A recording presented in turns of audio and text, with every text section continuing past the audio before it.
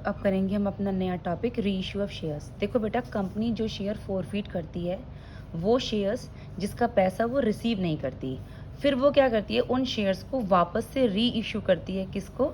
नए share holders को। उनको बोलते हैं हम री इशू ऑफ शेयर्स। ठीक है बेटा। तो री इशू ऑफ शेयर्स 3 तरीके से होता है। एक होता है पार पे, एक होता है डिस्काउंट पे और एक होता है प्रीमियम पे। एक चीज़ याद रखना कि जब कंपनी फर्स्ट टाइम इशू करती है तो वो सिर्फ पार और प्रीमियम पे करेगी, वो डिस्काउंट पे नहीं करेगी। लेकिन जब कंपनी री इशू करती है उन शेयर्स को जिसका पैसा उसे नहीं मिला होता, वो शेयर फॉरफिट करती है और जब वापस से री इशू करती है तो वो डिस्काउंट पर भी उनको री इशू कर सकती है। देखो, अगर वो पार पे कर रही है 10 का शेयर, वो 10 पे ही री इशू कर देती है, उसको हम बोलते हैं एट पार। एट डिस्काउंट 10 का शेयर था लेकिन कंपनी ने 8 पे री इशू करे हैं, 2 का उसे लॉस हो रहा है तो वो री इशू होता है एट डिस्काउंट। एट प्रीमियम पे कि 10 का शेयर था, कंपनी ने 12 पे करा यानी 2 का प्रीमियम है, तो उस पे हम बोलते हैं एट प्रीमियम।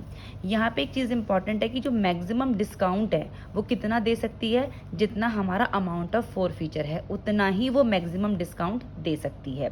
अब देखो, री इशू की एंट्रीज क्या होती हैं। अगर पार पे कर रही है तो bank account debit, share capital account, यानी 10 का शेयर था और 10 में ही उसने री इशू कर दिया। At premium, bank account debit, share capital to security premium.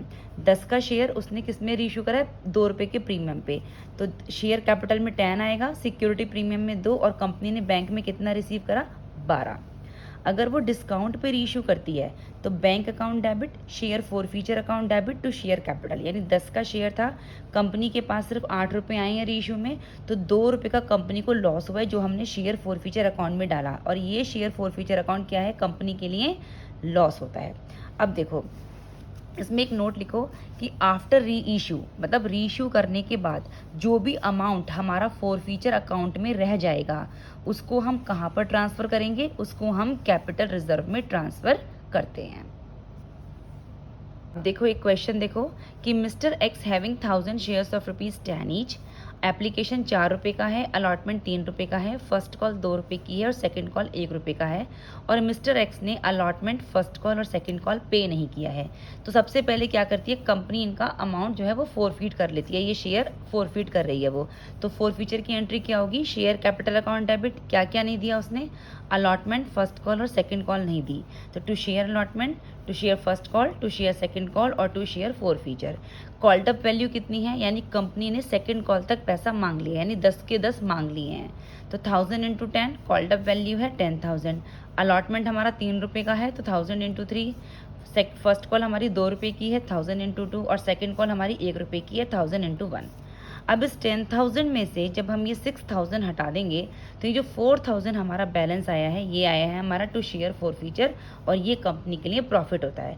तो ये तो हो गई हमारी फॉरफीचर की एंट्री। अब कंपनी इनको री इशू कर रही है, इन्हीं शेयर्स को, 1000 शेयर्स जो उसने फॉरफिट करें, अब वो इनको री इशू कर रही है 3 तरीके से, एट पार पे, प्रीमियम पे और डिस्काउंट पे। तो पार पे वो कर रही है, 10 का शेयर था और 10 में ही वो री इशू कर रही है। तो देखो बेटा, उसकी एंट्री क्या होती है जब वो री इशू करती है पार पे? Bank account debit to share capital, यानी 1000 इंटू 10, 1000 इंटू 10, और मैंने बताया था कि री इशू के बाद जो भी अमाउंट फॉरफीचर अकाउंट में बच जाएगा उसको हम कैपिटल रिजर्व में ट्रांसफ़र करेंगे। तो कितना है हमारा फॉरफीचर अकाउंट में बैलेंस? 4000 बैलेंस है। 4000 ये जो बैलेंस आया है इसको हम किस में ट्रांसफ़र करेंगे? कैपिटल रिजर्व में। तो उसकी एंट्री आएगी हमारी share forfeiture account debit to capital reserve 4000। अब वो री इशू कर रही है प्रीमियम पे, यानी कि 10 वाला शेयर वो 12 रुपये में इशू कर रही है। तो हमारी एंट्री क्या होगी? हमारी एंट्री होगी bank account debit to share capital to security premium.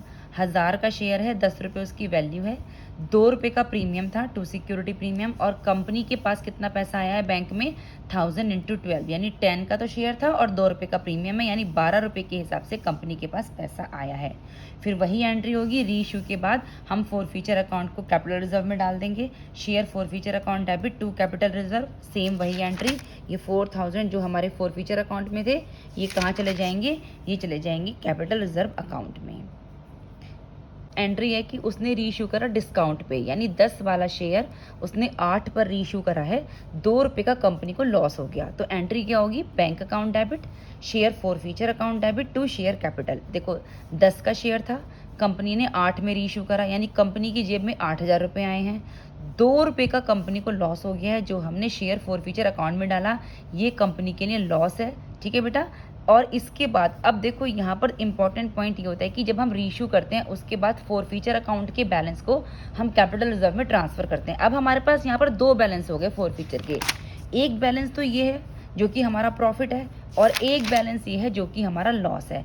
तो इस वाली एंट्री में जब हम रीइश्यू करते हैं डिस्काउंट पे, तो कैपिटल रिजर्व की एंट्री जो आती है share forfeiture account debit to capital reserve, हम कैसे निकालेंगे?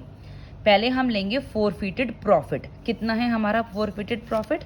देखो हमारा फॉरफीटेड प्रॉफिट था 4,000 रुपये का, टू शेयर फॉरफीचर 4,000, ये हमारा प्रॉफिट बैलेंस था।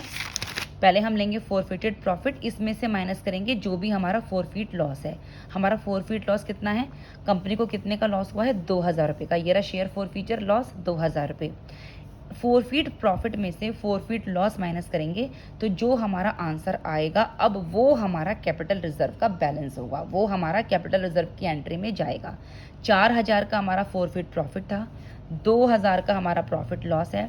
4 में से हमने 2 माइनस करा, 2,000 रुपये हमारे आते हैं, ये अब हमारे कैपिटल रिजर्व में चले जाएंगे। ये फॉरफीट प्रॉफिट आता है जब हम at the time of forfeiture entry करते हैं। ये फॉरफीट लॉस आता है जब हम at the time of reissue entry करते हैं। ठीक है बेटा। तो याद रखना कि डिस्काउंट के टाइम पे हमें क्या करना होता है, ये हमारा फॉरफीचर अकाउंट जो हम कैपिटल रिजर्व में ट्रांसफ़र कर रहे हैं, ये फॉरफीटेड प्रॉफिट में से पहले फॉरफीटेड लॉस को माइनस करेंगे। ये जो लॉस आया हमारा, फिर जो अमाउंट आएगा वो हमारा कैपिटल रिजर्व में जाएगा।